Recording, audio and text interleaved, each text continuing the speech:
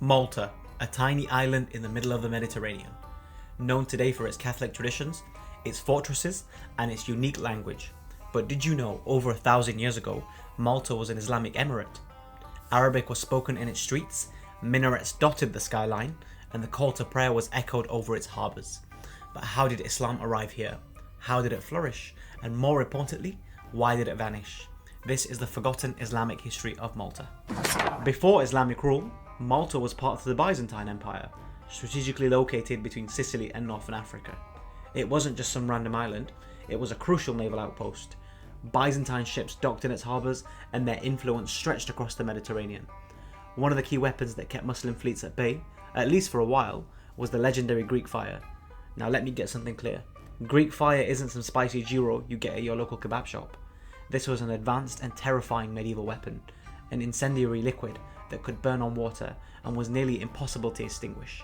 First developed in the 7th century CE, it gave Byzantine naval forces a huge advantage. Ships equipped with the Greek fire could set entire fleets ablaze, turning the sea itself into an inferno. Imagine being a Muslim raider approaching a Byzantine ship, only to see a jet of liquid fire hurling towards you, unstoppable and inextinguishable. But Greek fire wasn't enough to hold back the tide of history. By the 9th century CE, Muslim forces had already conquered Sicily.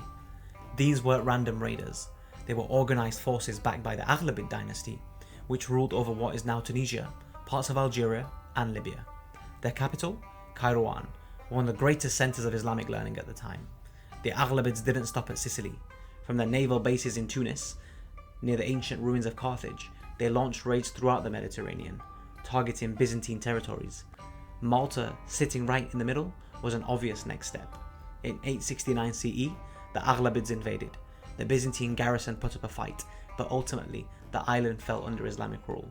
This marked a new chapter in Malta's history. Under Muslim rule, Malta thrived. Agriculture was revolutionized.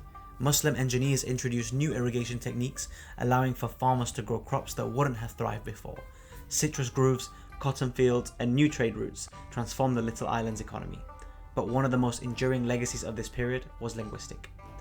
Even today, Maltese is the only Semitic language written in Latin script. It's a unique blend of Arabic, Italian, and other influences. But at its core, it remains deeply tied to Arabic. Just listen to these words.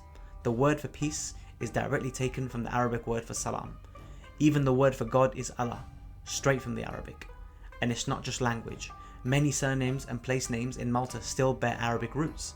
Towns like Mdina, Rabat, and Marsa all reflect this period. But Malta's time as an Islamic emirate wouldn't last forever. The Norman invasion of 1091 CE was the beginning of the end.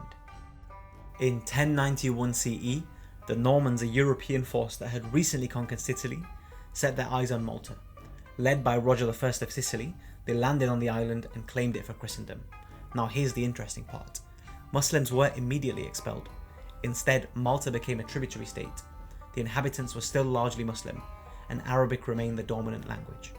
A bishop from Strasbourg, writing during this period, still referred to the Maltese as Saracens, a medieval term used for Muslims.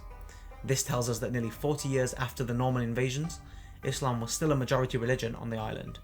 But the real turning point came in 1249 CE, under the rule of Frederick II, the Holy Roman Emperor. He ordered the final expulsion of Muslims from Malta, mirroring similar policies in Sicily. Faced with exile or worse, many Muslims renounced their faith to stay. They converted to Christianity, but their Arabic heritage and language remained. Over time, the Islamic identity faded, and Malta was fully integrated into the Catholic world. Malta's history is complex, layered, and full of forgotten stories. The island has been Byzantine, Islamic, and Norman, and more, but every era left something behind. Today, most people think of Malta as a Catholic stronghold, but its roots go much deeper. Next time you walk through the streets of Mdina or hear the Maltese language, remember, this is more than just a European island. It's a place where civilizations clashed and cultures merged, and where even lost histories still leave their mark.